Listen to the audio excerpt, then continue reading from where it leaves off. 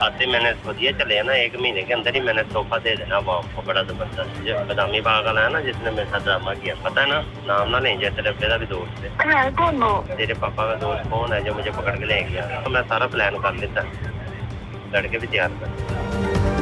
मुबैना तौर पर ये एहसन शाह और इनकी अहलिया के दरमियान होने वाली गुफ्तगू है।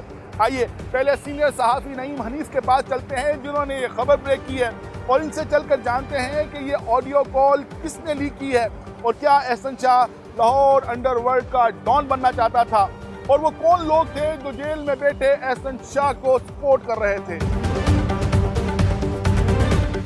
जाहिर है कि एहसन शाह की वाइफ के पास थी और एहसन शाह की वाइफ जो है उन्होंने शेयर की अपने वालिद के साथ, जिस वालिद का इस ऑडियो में ज़िक्र है। एहसन शाह ये कह रहे हैं कि आपके जो अब्बू हैं और उनके जो दोस्त हैं, पहले वो एक पहेली बुझा रहे हैं कि वो दोस्त, उन्होंने कहा कौन सा दोस्त? तो उन्होंने कहा कि वो दोस्त जिसने मेरे साथ बदामी बाग में ड्रामा किया था। क्या ड्रामा किया? जिसने मुझे पकड़ा था, जो मुझे पकड़ने आया था। तो वो पकड़ने जो आया था वो सब इंस्पेक्टर शकील भट्ट थे और जो कि एहसन शाह के ससुर के दोस्त थे और अपनी अहलिया से जिनसे वो बात कर रहे हैं उनके वालिद के दोस्त थे। तो ये ज़ाहिर है कि आज के दौर में जब कोई कॉल टेप हो जाती है उसने कभी ना कभी मंजर आम पे तो आना ही होता है। आप बतौर क्राइम रिपोर्टर ये रियलाइज़ करें कि एहसन शाह जैसे एक बिल्कुल ही मतवसत एक तबके से ताल्लुक़ रखने वाले और एक आम सी फैमिली से, और आप उसका घर देखें जाके, और उस शख्स की मीर बालाज टीपू ट्रक्का वाला के साथ क्या दोस्ती हो सकती? आप देखें ना, क्यों जो है वो उसको इतना जुनून और शौक़ था कि वो जो है ना वो 2010 से मीर बालाज के साथ साई की तरह जुड़ा हुआ था और उसी तरह का रहन सहन अपनाने की कोशिश करता था, उसी तरह की ड्रेसिंग करने की कोशिश करता था, उसी तरह अब जब सोशल मीडिया का उसको शौक़ हुआ और यहाँ पे एक पॉपुलैरिटी चाहता था और रातों रात जो है पॉपुलर होने का और अमीर होने का एक ख्वाब सजा लिया था एहसन शाह ने। ये एक अननेचुरल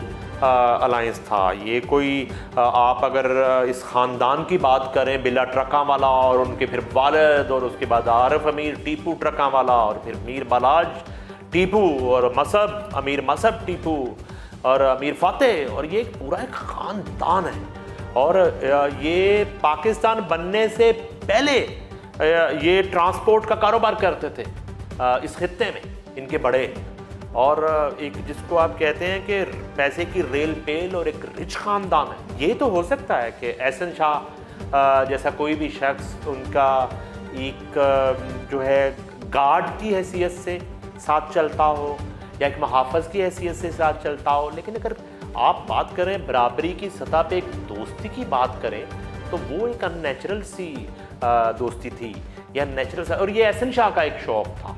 और वो 2010 से जो है वो मरते दम तक, अमीर बालाज के मरते दम तक उसको ये यकीन दिलाता रहा कि वो उसका वफ़ादार एक दोस्त है, साथी है। जब इन्वेस्टिगेशन एहसन शाह तक पहुंच रही थी तो अमीर मसब जो है और मुदई पार्टी जो है थोड़ी देर के लिए हिली थी कि नहीं, एहसन शाह तो नहीं हो सकता, वो तो एक हमारे घर का फ़र्द बन चुका है। ये ऑडियो आपको बता रही है कि वो अपनी बीवी को बता रहा है कि मैं जेल का बहुत बड़ा फनकार बन चुका, और वो कहती कि फनकार तो जान आप पहले भी बहुत बड़े थे। उन्होंने कहा नहीं, अब तो मैं कुछ और ही चीज़ बन गया हूँ और मैंने एक गैंग बना लिया है, मैंने टीम बना ली है, और वो अब काम लगाएंगे उस शख्स का जिसने मुझे बदामी बाग से गिरफ्तार किया था, वो तुम्हारे बाप का दोस्त है। अपना प्लान शेयर कर रहा है अपनी बीवी के साथ कि मैं बहुत जल्द रिहा हो रहा हूँ, 1 माह के लिए मैं सऊदी अरब चला जाऊँगा। इस मरतबा भी वो इंतखाब करता है सऊदी अरब का, मैं वहाँ पे जाके बैठूंगा और इधर जो है मैंने टीम तैयार कर ली है जो उस शख्स का काम तमाम कर दे। जिस शख्स ने मुझे बदामी बाग से गिरफ्तार किया वो शख्स है सब इंस्पेक्टर शकील भट्ट। एहसन शाह की इतनी कैपेसिटी कहाँ से आ गई? उसने लोग जेल में बैठ के हायर कर लिए। कोई तो है पीछे, कोई तो ताकत है। और इसमें ज़्यादा जाहिर है कि एंटी अमीर बालाज ग्रुप हैं जो एहसन शाह को सपोर्ट कर रहे थे, और उन्होंने ये लड़के और ये गैंग जो है वो एहसन शाह के हवाले किया, और वो गैंग एहसन शाह के लिए अब काम कर रहा। ये तमाम तर जो डेवलपमेंट है ये अमीर बलाज के कत्ल के बाद की है कि एहसन शाह जो है उसने गैंगस्टर बनने का प्लान किया और अब उसने बदला लेने की ठानी। उस सब इंस्पेक्टर से फिलहाल एक ऑडियो सामने आई है। उस सब इंस्पेक्टर के कत्ल की वो प्लानिंग कर रहा है जिसने उसको गिरफ्तार किया बदामी बाग से जख्मी हालत में। अब उसके बाद वो किन किन लोगों को टारगेट करता, किन किन लोगों को निशाना बनाता अगर वो उस अपने टारगेट में कामयाब हो जाता, और उसके बाद वो क्या क्या उसके प्लान्स थे। अभी तो जो उसने अपनी बीवी के साथ, जो सबसे करीबी एक समझी जाने वाली इंसान है एहसन शाह की जिंदगी में, अपनी बीवी के साथ उसने एक अपना एक प्लान शेयर किया। ये एक ऑडियो मंजर आम किया, फिर पता नहीं वो कितने प्लान कर रहा था। अभी तो जो उसके घर वालों की जो गुफ्तगू है वो अगर सुने तो उन्होंने कहा है कि ये तो सीधा सीधा अमीर बलाज फैमिली ने और उसके भाइयों ने उसको मरवा दिया। अब वो उस पर इल्ज़ाम है, इधर कहानी कुछ और नहीं कर रही है। तो अभी यानी कि जो आप समझ रहे थे, जो मैं समझ रहा था कि शायद अब ये मामला थमने की तरफ जा रहा है, अब मरकजी मुल्ज़म तक पहुंचना बाकी रह गया है, बाकी ये गुत्थी सुलझ चुकी है, ऐसा कुछ नहीं था कि एक शख्स जेल के अंदर है और पता नहीं वो अंदर से अब तौबा ताइब करके निकलेगा और शायद अब वो एक बाकी की ज़िंदगी जो है अपनी सज़ा काटने के बाद वो एक सीधे रास्ते पे चल के गुजारेगा, ऐसा कुछ नहीं। इस तहलका खेज ऑडियो कॉल के मंजराम पर आने के बाद एहसन शाह के अहले खाना का मौक़िफ़ जानना ज़रूरी हो गया है। आइए मुल्ज़िम की वालिदा के पास चलते हैं और इस ऑडियो कॉल की हकीकत जानते हैं। एक ऑडियो लीक हुई है जिसके बारे में बताया जा रहा है आपकी बहू से बात कर रहे हैं एहसन शाह और बता रहे हैं कि मैं बहुत बड़ा फनकार बन गया हूँ, मैं जेल में हूँ, बाहर आकर मैंने कौम को एक तोहफा देना है, उस बारे में कुछ बताइएगा। नहीं बेटे, ये मुझे नहीं पता। ये जेल के जो पीसीओ बना हुआ है ना, पीर को वाले दिन ना उससे कॉल आती थी मुझे। ये मेरा फ़ोन है बेटे, ये देख रहे हैं मुझे, इसमें कौन सी वीडियो ऑडियो कॉल है, बटन वाला फ़ोन है।